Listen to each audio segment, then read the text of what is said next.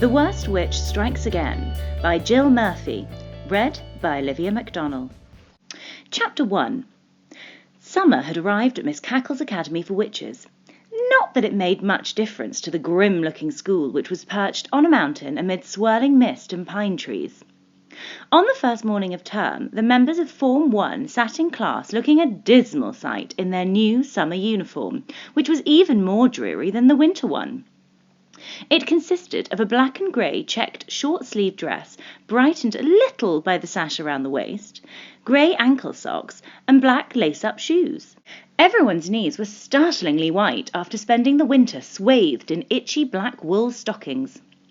Despite this picture of gloom, the room buzzed with laughing voices, and the pupils all sounded very excited to be back together, except for Mildred. Worried would be a better word to describe how Mildred felt as she sat on her desk listening to Maud's tales of what had happened during the holidays. In fact, she wasn't really listening to Maud at all, because she was busy imagining all the dreadful things that were bound to happen during the coming term.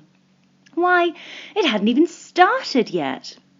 There were weeks and weeks to get through. After the appalling report she had at the end of last term, she had promised everyone at home that she really would try this term. Even though Miss Cackle had kindly mentioned the day when she had saved the school from disaster, it hardly made up for all the days when everything she touched fell to bits or broke, or worse, when she couldn't resist doing something wicked to liven things up a bit. It was the worst report she'd ever taken home. "Mildred!" Maud broke into her thoughts. "You haven't been listening to a word, have you?" "Yes, I have," said Mildred. "Well, what did I say then?" asked Maud. You got a pet bat for your birthday?" replied Mildred hopefully. "I told you you weren't listening," cried Maud triumphantly. "That was about 10 minutes ago." The door crashed open and Miss Hardborough, their terrifying form mistress, swept in like an icy blast, bringing with her a girl whom no one had ever seen before. As usual, everyone nearly jumped out of their skins, and there was a mad scramble as desk lids slammed and people crashed into each other in their hurry to be standing by their desks in an orderly manner. "Good morning, girls," said Miss Hardborough crispily. "Good morning, Miss Hardborough," replied the girls.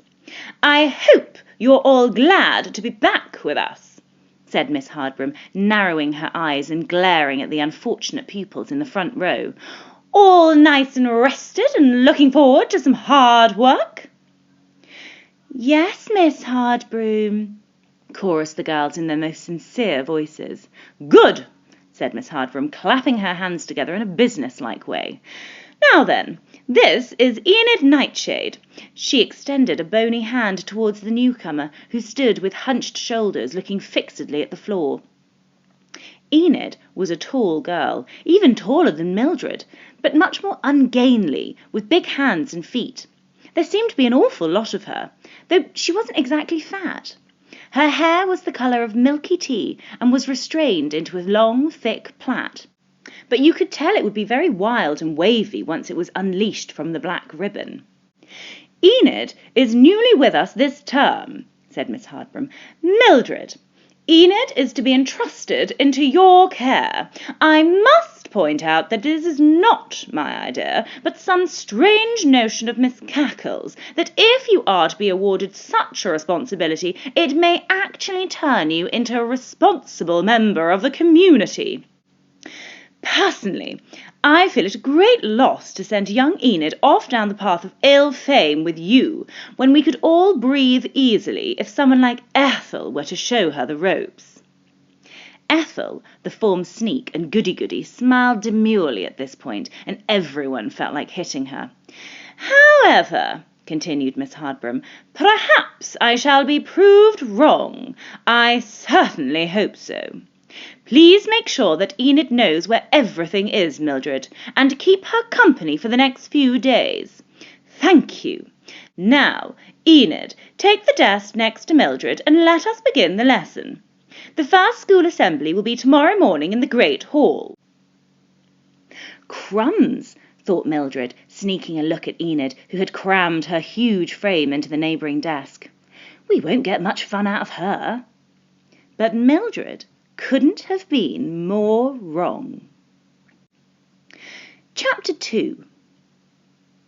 Early next morning, before the rising bell had rung, Maud crept along the stone corridor to Mildred's room and knocked on the door. There was no reply, but this was hardly surprising, as Mildred was renowned for her ability to sleep through any amount of noise. In fact, Maud often had to go and shriek in her friend's ear to waken her when the rising bell failed to do so. Maud tiptoed into the room, closing the heavy door quietly behind her. Mildred's 3 bats skimmed over her head, returning from their night out, and settled upside down on the picture rail. A soft meow at her feet reminded Maud of Mildred's little tabby cat, which was threading itself around her ankles. She bent down and picked up the little creature, which immediately draped itself around her neck like a fur stole and began to purr. Maud was quite glad of the warmth, as she felt a bit chilly in her summer nightdress of grey cotton. "Mildred," she whispered to the bundle of bedclothes. "Wake up, Mildred! It's Maud!" "What's up?" mumbled Mildred's voice from deep under the covers, followed by a series of rhythmic snores. "Mildred!" whispered Maud, giving the lump under the covers a vigorous shake. "Wake up!" The top of Mildred's head appeared on the pillow. "Oh, hello, Maud," she said. "Is it time to get up yet? Did I miss the bell?" "No," said Maud, curling up on the end of the bed. "It's still early. The bats have only just come in. I came to have a chat before the others get up." Mildred hauled herself into a sitting position. "Wrap yourself up. You must be freezing," she said, offering Maud her black cloak. Maud took the cloak from the bedpost and put it around her shoulders. "Thanks," she said. "What shall we do at break?" "Well," said Mildred, "I've got to show Enid round the school. You know, the potion lab and gym, that sort of thing." "Can't you hand her over to someone else?" asked Maud, sounding a little touchy. "She looks very dull, and anyway, you and I always go about together." "It's a bit difficult to get rid of her," said Mildred. "Miss Hardbroom asked me, and she'll go berserk if I try to get out of it. Anyway, the poor girl is new. I feel a bit sorry for her." "Oh, all right," agreed Maud reluctantly. "I'll come and call for you later. We can at least go to assembly together." Well, I'll have to take Enid to assembly," said Mildred awkwardly. "But you can come too, though." "Oh, thanks!" stormed Maud. "I'd rather go on my own." She flung off the coat and unfurled the cat. "Perhaps you could fit me in later in the week." "Oh, Maud," said Mildred, "don't be so silly. I didn't mean—" But Maud had already swept out of the door, letting it bang behind her. Chapter 3. 10 minutes later, the rising bell clanged and echoed through the corridors. Mildred, who was just on the verge of going back to sleep, steeled herself to get out of bed and grope around for her clothes, which were festooned all over the room, as usual. The summer dress was much easier to cope with than the winter uniform. Somehow in winter she always got in a dreadful muddle with her tie. She was just about to go and bang on Maud's door and surprise her by being ready when she remembered about Enid and set off to the next corridor to call for her. "Enid, are you up yet?" she called softly through the door. "Hang on a sec," called Enid's voice. "I'm just feeding the monkey." "Monkey?" thought Mildred. "I must have misheard." But she hadn't. When she pushed open the door, there sat Enid on her narrow bedstead. Perched on her shoulder was a slender grey monkey eating a banana. "It's to go on the back of my broom," explained Enid, as Mildred hastened inside and closed the door in case by some mischance Miss Hardbroom should materialise outside. "But it's a monkey, Enid!" exclaimed Mildred. "You won't be allowed. It says in the rules that we can only have cats. We can't even have owls." Oh, it'll be all right, said Enid airily. No one will notice once it's hunched up on the end of my broom. I wouldn't be too sure, said Mildred darkly. You don't know Miss Hardbroom yet. Anyway, continued Enid, as if she hadn't heard Mildred's dire warning, it's much more fun than a silly old cat. It can hang upside down by its tail and do all sorts of things. Well, said Mildred doubtfully, I do hope it'll be all right. Come on, we'd better go down to assembly or we'll be late, and that would never do when I'm supposed to be looking after you.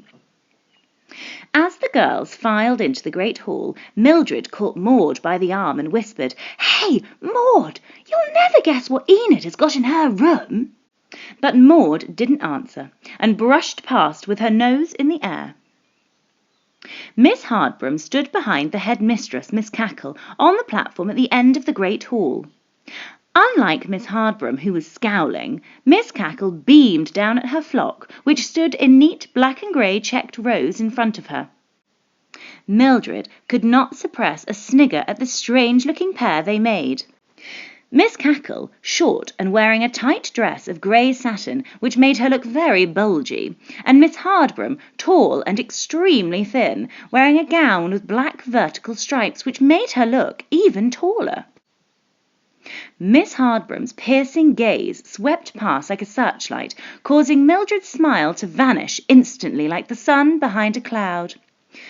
"Welcome back, girls," said Miss Cackle. "You have a term of hard work ahead of you. As well as the usual exams, there will be the school sports day, which I know you will all look forward to." At this point, Miss Hardbroom closed her eyes, and a look of pain flashed across her face. Mildred also felt a twinge of dread as she remembered the disastrous broomstick display at Halloween the year before. Now, Miss Cackle looked a little shy. "And there will be my birthday celebrations, when I look forward to the little songs and chants which you always prepare for me." A gentle groan ran round the room. Miss Cackle's birthday celebration was the most boring event of the year.